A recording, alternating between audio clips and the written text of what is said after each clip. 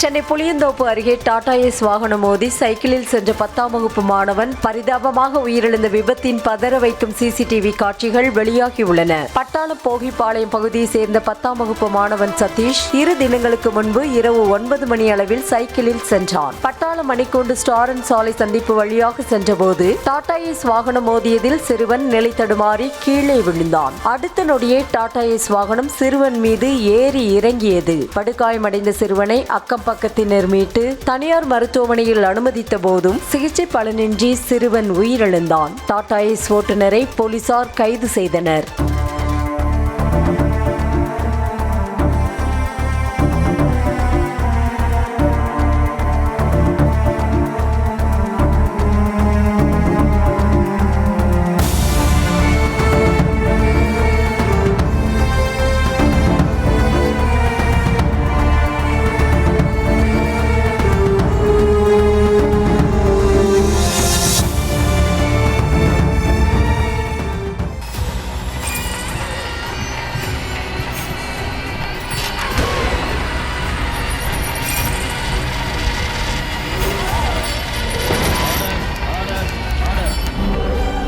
நிகழ்தகவு குற்றங்களின் மறுபரிமாணம்.